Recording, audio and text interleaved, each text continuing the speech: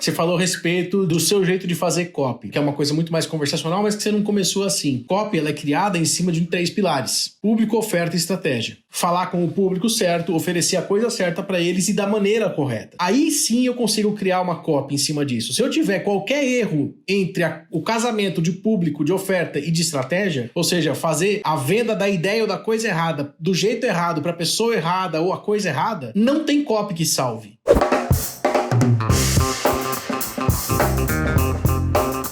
Fala galera, tudo bem? Sejam muito bem-vindos a mais um Copcast. Hoje com um grande, muito especial convidado aqui. Trouxe um cara muito especial que começou comigo, nem lembro qual ano que foi que a gente começou, 2012 talvez, 2013, alguma coisa assim. Eu conheci esse cara pela primeira vez e, enfim, de lá pra cá a gente criou uma grande amizade e grandes negócios que a gente já fez juntos e ajudou muita gente a ganhar muito dinheiro. Então, hoje aqui nos bastidores do copywriting do Brasil, temos Vitor Damasio. Fala, Vitinho! E aí, Albertoni, tudo bom, cara? Obrigado aí por me receber, obrigado pelo convite que foi prontamente aceito. Tô feliz aqui de dividir com você e com a sua audiência. E eu acho esse formato de podcast muito legal, né? Porque talvez alguém esteja vendo a gente no vídeo. Oi, tô no vídeo. Mas talvez alguém esteja só ouvindo, né? E aí o cara tem menos recursos para decidir se vai gostar do que a gente vai falar ou não de primeira, né? O cara nem percebe, mas só de eu falar oi, ele já julga. Vou gostar do que ele vai dizer. Não vou gostar. Porque tem gente que nem me conhece, nem sabe de onde eu venho, né? Então eles usam o que tem ao alcance para escolher gostar ou não. E o que tem no podcast é a voz, né? É muito louco, né? Não tem outros recursos para escolher se gostou ou não no primeiro momento. Eu acho isso muito legal. Mano, e eu acho que o podcast ele tem outra vantagem. Quando as pessoas começam a escutar um podcast, elas têm um compromisso de escutar até o final, em geral, né? Não necessariamente vão, mas é muito maior o compromisso do que você dar um play num vídeo do Instagram e assistir inteiro, né? E a segunda coisa é que você pode fazer outras coisas enquanto você está escutando esse podcast. Então você pode estar aí escutando a gente correndo, ou no carro, ou no banheiro, ou seja lá onde for, né? Só não pode estar assistindo outro vídeo, que aí começa a complicar. Mas, Pode crer. Mas o podcast é uma mídia muito massa. Assim, a gente já tá... Eu nem lembro quantos episódios tem já, mas passando de 50 episódios com certeza aqui, né? Uau. A gente tem feito dois formatos que são muito legais. O primeiro, então, é esse de entrevista, que é o que eu tô fazendo com você. E basicamente é um bate-papo, na verdade, né? Mais do que entrevista, é um bate-papo. 2 pessoas, né? E a segunda é o meu time inteiro de copy, né? Então a gente vai alternando. Lembrando que esse é o primeiro episódio com o Vitinho. Na semana que vem também tem mais um. Toda terça-feira sai episódio do Copcast no YouTube e no Spotify, né? E em todas as mídias aí de podcasts. Mas, brother, vamos direto pro assunto. A gente tava falando um pouquinho antes de começar aqui a respeito de copy, né? E eu sei que você tem uma ideia completamente diferente do que a maior parte das pessoas pensa a respeito de copywriting. Eu queria que você trouxesse esse novo, ou essa maneira de que você vê copywriting pra galera, explicasse um pouquinho como que você vê, né? Porque a gente aprende que copy basicamente é criar materiais seguindo scripts, seguindo roteiros, seguindo gatilhos mentais, e se não for assim, não funciona, né? Então, basicamente é assim que a gente começou a aprender, né? E a gente vai descobrindo coisas no caminho, mas diz aí, cara, qual é a tua visão a respeito de copywriting? Já que o assunto é copy, seria aliviando da minha parte começar a dividir só o que eu penso sem dizer por que quem tá do outro lado devia escutar, né? E, gente, eu sou um apaixonado por marketing digital. Eu devotei os últimos, especificamente, 8 anos da minha vida para ajudar as outras pessoas que têm uma voz e querem usar a internet para impactar o mundo a usarem. E serem pagas por isso, né? Pessoas que plantam, ou seja, que se dedicam, que oferecem, que servem uma audiência, mas pessoas também que colhem os frutos disso, né? Pessoas que se doam, mas que são pagas por isso. Pessoas que escolhem viver dos seus negócios digitais, viver do que acreditam na internet. E, via de regra, as pessoas que fazem isso através da venda de cursos, programas, conteúdos ou experiências online. Então, pessoas como o Albertoni, inclusive, que escolheu liderar uma tribo, né? Para quem, não sei há quanto tempo acompanhou o Albertoni, mas para quem não sabe, que não acompanhou o Albertoni desde 2012, como eu tive a oportunidade de acompanhar, ele praticamente lançou essa profissão aqui no Brasil. Antes disso, ninguém falava de copywriting copywriting. Quando a gente começou nesse mundo, ainda era tudo mato, né, Albertoni? Tipo, não tinha... A internet era tudo mato. Eu diria que ainda é, a gente só descampou um pedacinho. Eu acho que a gente só tá arranhando a superfície, né?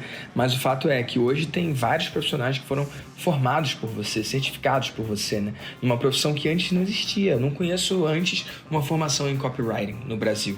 Então, muito massa o que você fez. E pra galera que tá me ouvindo, eu tenho ajudado pessoas a fazer isso, né? Liderar uma tribo, como o Albertoni lidera a galera dos copywriters.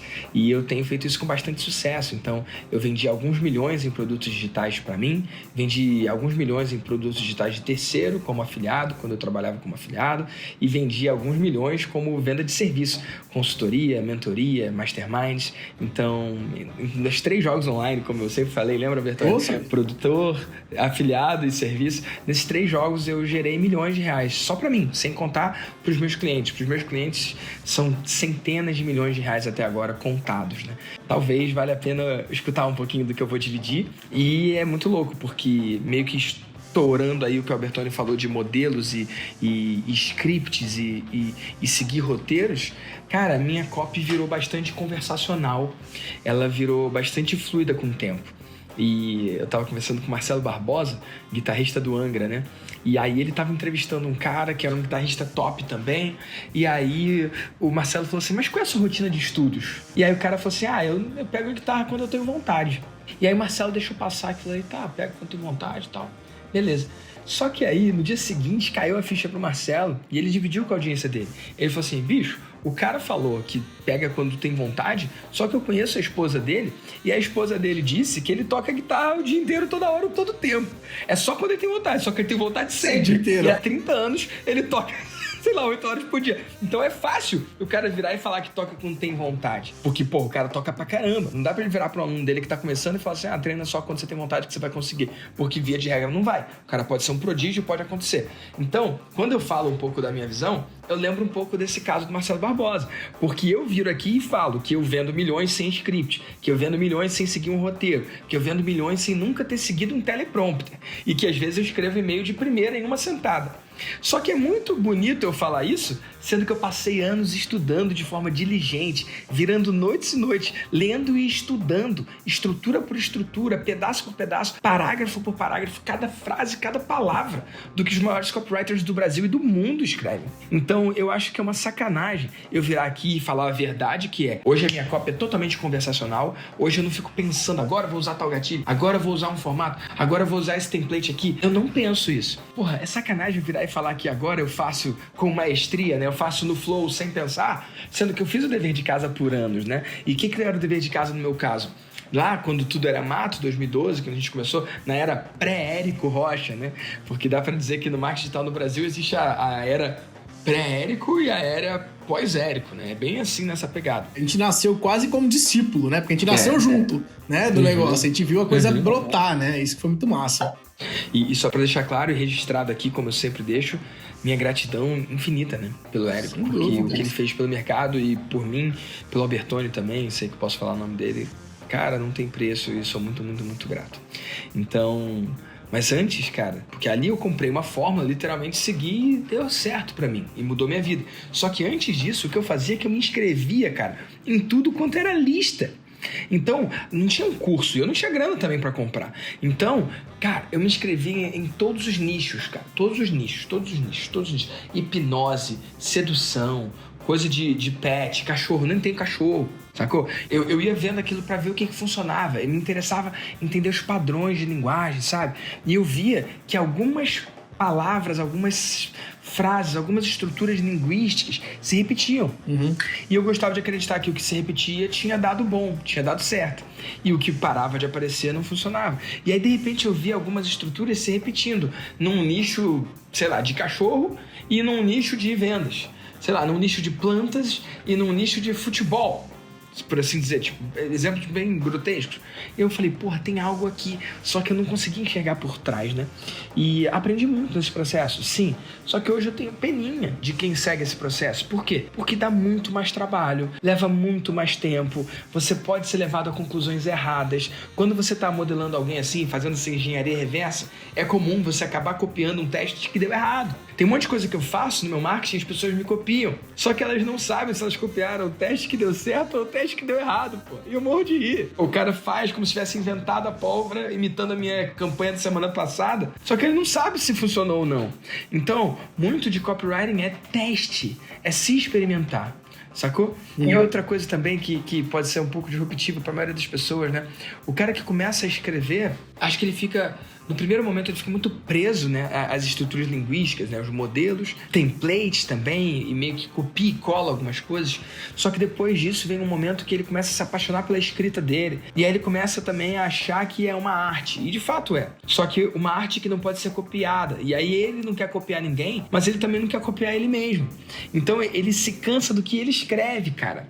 E eu acho que esse é um dos maiores erros do copywriter intermediário, sabe? Não é o iniciante que cai nesse erro, não. É o cara que já começou a encontrar sua voz, tá escrevendo mais, já tem resultado, e aí ele pensa, cara, eu quero vender tal coisa, e aí ele vai e encontra a folha em branco de novo, sendo que a arma secreta, não tão secreta, dos maiores copywriters do mundo, qual é, Albertoni? Templates, scripts que você já fez no passado, swipe files. Exato, swipe files. Galera, se você não sabe o que é swipe file, descreve aí pra galera o que é um swipe file, Albertoni.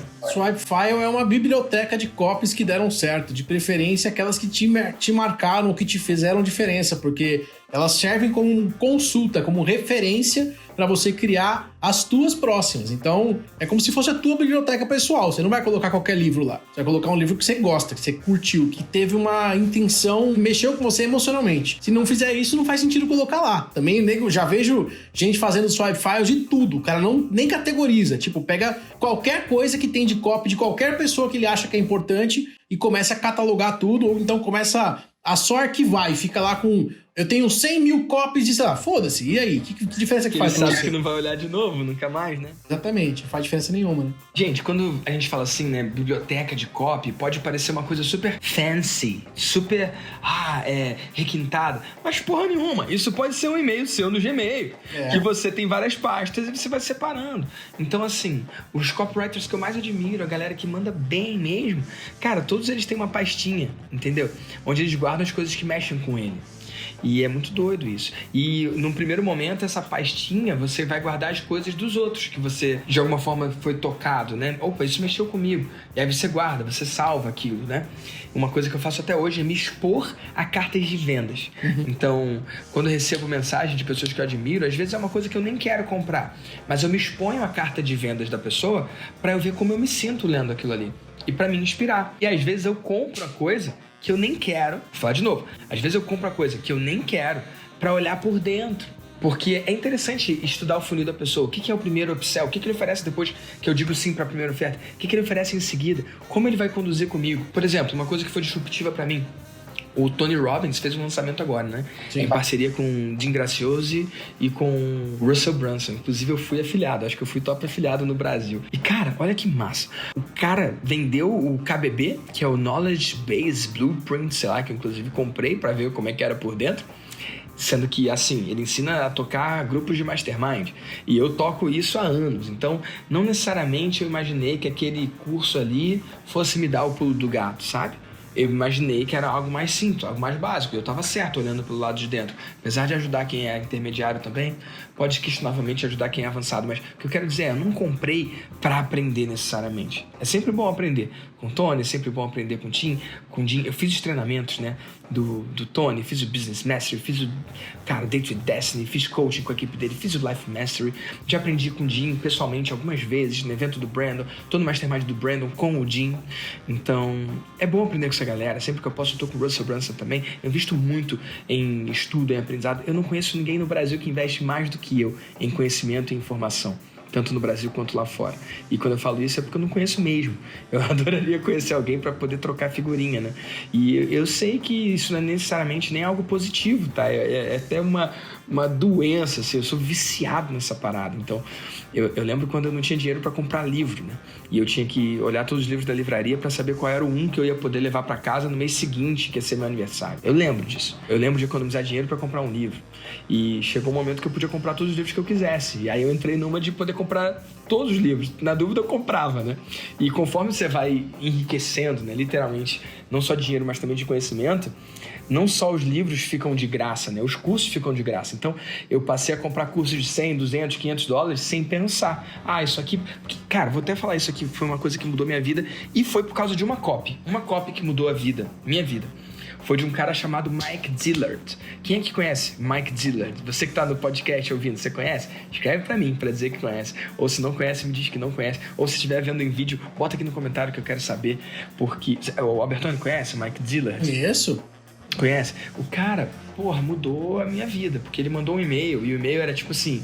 144 mil dólares, 144.230 dólares e 17 centavos. E aí ele falava, o que é esse número? Tenta adivinhar o que é esse número. Será que foi o quanto eu faturei? Será que é quanto os meus alunos fizeram nesse mês? Será que é isso? Tipo, o que é esse número?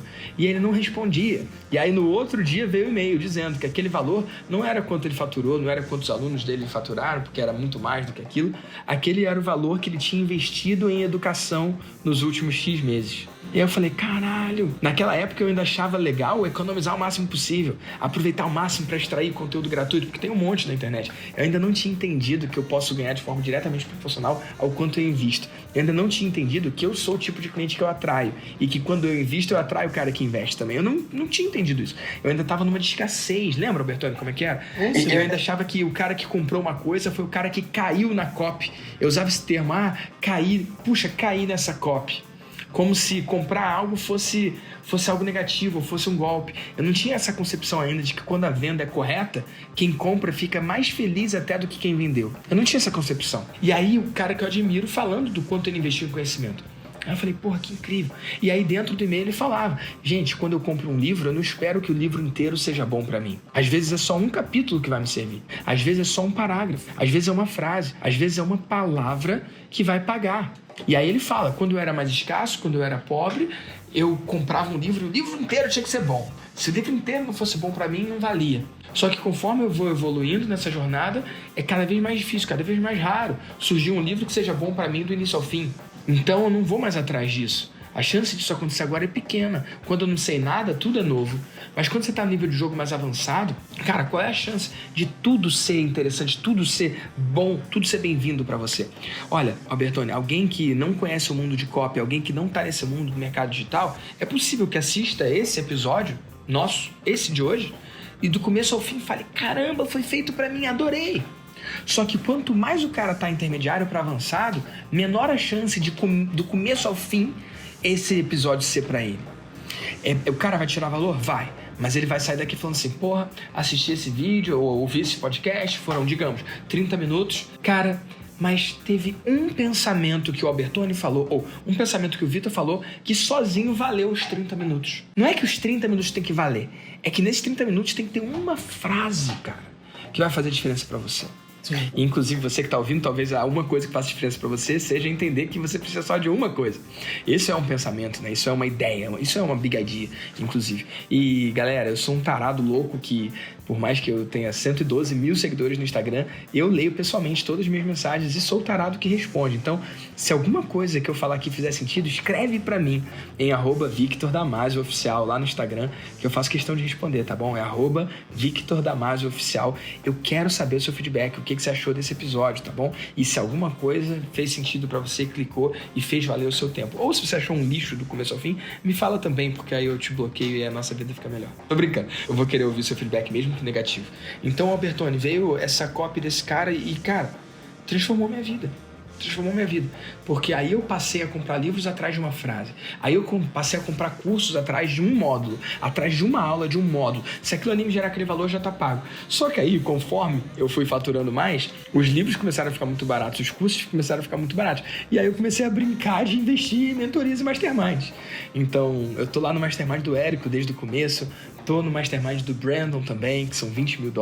Tô no mastermind do Jeff Walker também, o Platinum, que também não é barato, é o dobro do preço. Mas cada um desses investimentos voltaram para mim muitas vezes. Quer dizer que eu aproveito tudo? Não. Mas o que eu aproveito daquilo ali, consigo tirar ROI. E isso é um conceito muito interessante, né?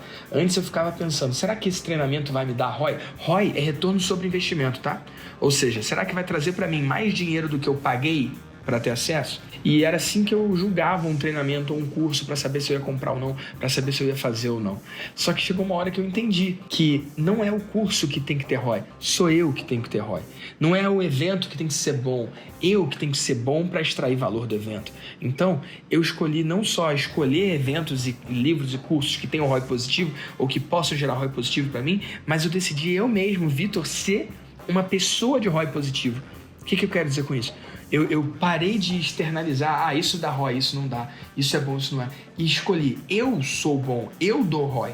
Então não importa onde eu vou, eu vou tirar ROI positivo. Não importa a interação, eu vou tirar valor daquilo. E por que isso? Cara, tem gente que você pode botar no melhor evento do mundo, no melhor mastermind do mundo. Vai sair falando mal, apontando os erros e como poderia ser melhor. E tem gente que você pode colocar num bar, pode botar para falar com um mendigo e vai sair dali com um aprendizado. Eu quero ser esse cara. Eu quero em qualquer interação, não importa se é com um mendigo, se é com o cara mais rico do mundo, não me importa. Não me importa se é com o cara mais sábio do mundo ou com alguém que não tenha conhecimento específico na minha área. Não me interessa. De qualquer interação, eu aprendi que eu posso tirar ROI, eu posso tirar resultado. E eu me tornei uma pessoa de ROI positiva, então eu tiro o valor de tudo. Só que aí eu vou igual uma máquina, né? Cadê a minha uma coisa que vai pagar? Cadê a minha uma coisa? E no evento, às vezes, não é nem um conteúdo. Às vezes é uma pessoa que você conhece que muda tudo, né, Albertoni? Sem dúvida, mano. De tudo isso que você me falou, pra gente recapitular. Primeira coisa, você falou a respeito do seu jeito de fazer copy, né? Então, que é uma coisa muito mais conversacional, mas que você não começou assim. E eu queria contribuir com isso e trazer uma nova visão, que é a visão que a gente tá tendo a partir de agora e que tem funcionado bem pra gente entender por que isso funciona. O ponto é o seguinte, a copy ela é criada em cima de 3 pilares: público, oferta e estratégia. Então, falar com o público certo, oferecer a coisa certa para eles e da maneira correta. Aí sim eu consigo criar uma copy em cima disso. Se eu tiver qualquer erro entre o casamento de público, de oferta e de estratégia, ou seja, fazer a venda da ideia ou da coisa errada do jeito errado para a pessoa errada ou a coisa errada, não tem copy que salve. Mas a grande mágica é, uma vez que você achou com quem você vai falar, o que você vai oferecer e como, qualquer coisa que você falar vai funcionar, sacou? Então essa é a grande sacada pra mim. Pra mim você achou você achou essa combinação perfeita pra você e você fala com só essas pessoas e mais ninguém. Então qualquer coisa que você traz pra eles, já dentro das nossas estruturas que a gente já conhece, que a gente já internalizou de criação de copy, funciona. Sacou? Você não precisa necessariamente seguir um script, um roteiro, um modelo. É diferente pro cara que é copywriter, ele precisa fazer isso para diversos nichos diferentes. Ou se o cara vai vender uma bolsa, se o cara vai vender um carro, se o cara vai vender amendoim, é diferente. Aí ele provavelmente, o copywriter, vai precisar muito mais seguir as estruturas que ele já conhece, porque é onde ele tem mais, onde ele conhece mais, onde ele sabe que vai funcionar, e ele vai tentar mexer as outras pecinhas de cima, público, oferta, estratégia, até casar. A hora que casou, show de bola, você achou o seu jeito, é só continuar assim. O que também é um grande desafio, o que muita gente acaba errando, né? Então o cara acha um jeito que dá certo, aí ele acha que baixou o Midas nele, que qualquer coisa que ele fizer vai funcionar, e ele começa a tentar fazer em 200 nichos diferentes a mesma coisa e que não funciona. Faz sentido, cara? Total sentido. E ó, o Miguel, que tá lá no Mastermind, tá no Maestria também, ele fala, Vitor, carne boa aguenta churrasqueiro ruim. Eu lembro que ele me presenteou com uma carne incrível e tal, e eu tô completo tapado na cozinha, que não sabia fazer nada, alguns anos atrás. Agora eu tô melhorzinho. Eu virei e falei, ô Miguel, como é que eu faço isso? É na frigideira? Como é que eu não sei? Eu nunca fiz. Sacou? Eu nunca tinha feito. Olha que louco, né? E Sim. Aí o Miguel falou, Vitor, carne boa aguenta churrasqueiro ruim. E por que eu tô falando isso? Tem tudo a ver, né, com o que o Albertoni falou assim. Amigo, se você tiver na final, na linha de cruzada de uma maratona, e você estiver vendendo água gelada, sacou? Você não precisa de nada. Você bota lá, água, R$10. Água. E o cara pega e você não precisa falar nada. Sacou? É igual uma máxima do mundo de copywriting que fala, né? Às vezes a melhor headline para vender um cavalo é cavalo à venda. É isso aí. Né? Pra pessoa certa que mais quer aquilo ali. Por outro lado, cara, se você tá vendendo gelo pro esquimó, amigo, você pode escrever o que você quiser que o cara não vai comprar, entendeu? Não existe mágica. Então, sim, eu me gabo de o hashtag sem copy, né? Sem copy. Porque, pô, o Albertoni tá lá na mentoria, ele vê como é que eu falo com a galera, né? Vai ter agora o Deimásio, meu evento online. E como é que eu vou vender? Eu falo assim, galera, vai ter o Deimásio, ó. Tá aqui o link. E tipo, eu não falo muito, eu não prometo. Eu cometo alguns pecados, né? Tipo, um deles eu não tenho promessa. Sacou? Maestria ao vivo, né? E que não pode acontecer presencialmente, eu fiz o Maestria Online Experience. Qual é a promessa? Cara, é o evento para quem vive ou quer viver dos seus negócios digitais. Não é dobre seu lucro, fature sei lá quanto. Não é nada disso. Eu vendo menos por causa disso? Bem provável que eu venda menos. Só que eu prefiro vender menos e pegar o cara que tá com um nível de consciência maior. Eu tenho um desespero. Gente, eu vou falar uma parada aqui. A copy, ela pode ser pesada ou leve, né? Você pode ser mais intencional ou menos intencional na venda. Eu gosto de entender que eu sou intencional na venda. Eu não desisto da pessoa até ela falar não. O próprio Albertoni sabe, porque foram anos até eu conseguir fazer ele entrar na mentoria. E eu convidei, ele disse não. Convidei de novo, falei não. Convidou de novo, falou não. Até eu acho que eu nunca falei não. Eu sempre falei um dia. Um dia. E um belo dia chegou. E o mais legal é o seguinte, eu não desisto. Quando alguém é um dos meus, né? Caralho, pode falar palavrão? Falei. Pode. Eu não desisto, sacou? Até que a pessoa vira e fala, eu não quero. Eu falo, tá bom. Meu corpo, minhas regras. Tá bom. Sacou? Mas enquanto a pessoa não fala não, eu vou atrás do meu sim. Agora, eu fico preocupado com todo mundo que tem um modelo de negócio que adestra a sua audiência a só comprar de você se tiver uma chamada super agressiva, um contador na sua cara que quando chegar no zero e você não comprar, você morre. E o mundo vai acabar. Tirando evento que lota e tem uma data que o cara não comprou e não pode entrar, todos os meus produtos estão no perpétuo. O que isso quer dizer? Todo dia as pessoas podem se inscrever. Todo dia. Então o Mastermind sempre esteve aberto, nunca fechei. A mentoria sempre esteve aberta. 6 anos de mentoria, nunca fechei. O Maestria existe há 4 anos. Cara, eu nunca fechei. O que eu quero dizer é, ninguém entrou porque se não entrar agora morre. Ninguém entrou porque é a última chance. Se eu fizer isso, eu acredito que eu venda mais. Sacou? Porque vai o cara que tá na dúvida, eu vou. Só que será que era pra eu ter ido mesmo? Eu gosto dessa minha copy que é intencional, mas é desapegada. Então, se você quiser pegar, sei lá, o meu gatilho mental principal, talvez seja o takeaway, seja o desapego. Então, eu gosto de usar essa copy porque quando o meu cara vem, ele vem e fica. O Albertoni entrou, ficou 6 meses na mentoria, no final, o que aconteceu, Albertoni? Fiz de novo, né? Renovou. É melhor, e talvez se eu tivesse lá atrás falado, Albertoni, agora ou nunca? Talvez ele na dúvida entrasse, mas talvez não no momento certo. Ele ia ficar 6 meses e sair, de que vale? Tem gente que tá comigo 2, 3 semestres, 4 semestres. O Wendel acabou de renovar agora, 4º semestre da mentoria. Porra, o Igor tá no 7º semestre. Quer dizer que ele entrou, depois ele renovou. E se eu tivesse colocado um contador na frente dele, talvez ele entrasse antes, num ponto de maturidade ou de consciência menor. Cara, eu não tô aqui pelo negócio das pessoas, pelo dinheiro das pessoas, pelo momento das pessoas ali. Pagou e acabou. Pra mim, tem um monte de gente que comemora uma venda, né? É a vitória, né? Linha de chegada. Yes, vendi. Pra mim é só o começo de um relacionamento novo. Eu vejo dessa parte, eu vejo dessa forma. A primeira venda pra mim não quer dizer nada, é só o começo de um relacionamento novo. A coisa começa na segunda transação, porque quando a pessoa confirmou. Porque vender uma vez é fácil, cara. Qualquer pessoa vende. Vender uma vez é fácil. Qualquer pessoa vende. Ele fala palavras bonitas, ele te convence e você compra. Só que vender de novo, só gerando resultado. E eu gosto de me gabar que as pessoas renovam comigo, mas elas só pagam uma vez. Por quê? Porque a partir do segundo ciclo elas pagam com dinheiro a mais que elas fizeram já por causa do ambiente, ou porque aprenderam alguma coisa comigo, ou por causa de alguma conexão ali dentro, sei lá, até venda ali dentro, não importa, mas a pessoa paga o primeiro ciclo. O segundo foi de resultado a mais que teve por causa do primeiro. Sim. E tem gente que tá comigo há 6 anos. Pra mim, isso bate copy, sabe? Isso bate qualquer copy. Cara, minha copy é resultado. Eu esfrego o resultado dos meus alunos incríveis e é isso. E aí eu não preciso ficar fazendo promessa agressiva, pô. Então, mas porque, é como eu te falei, né? Porque que a gente já falou a respeito disso, né? Que existe uma combinação de falar com a pessoa certa. Se a pessoa é a pessoa errada, ela nem vem falar com você. Se ela vem, ela já percebe claramente que não é o caminho. Você é muito claro porque você tem consciência, mas o que as pessoas não têm, muitas vezes, o copywriter ou o dono do negócio, ou seja, quem esteja vendendo, é quem é que eu quero falar. E aí esse é um dos maiores erros, porque tudo começa pelo público, não pelo produto. Então a gente tem que começar pelo público. O teu público estava definido lá em 2012, quando você começou a fazer o negócio. Bem que você teve umas variações aí, mas você já tinha afinidade muito grande com essa galera de marketing digital E eu lembro, né, que no primeiro evento que a gente foi, lá do Ignição Digital do Érico, ficava você ali, porque você já conhecia muita coisa daquilo, conversando a respeito daquilo, e uma galera em volta. E, tipo, já tava ali acontecendo, entendeu? Já era 8, 10 anos atrás, já era aquilo, né? E eu vou pegar esse gancho aqui pra gente encerrar esse capítulo, esse episódio, pra gente começar o próximo. Porque a gente tem muita coisa pra conversar ainda. Cara, guarda que tem coisa mais massa ainda. Com certeza, tem muita coisa. Que se a gente soltar, a gente fica fazendo 18 episódios aqui. Ah, é verdade.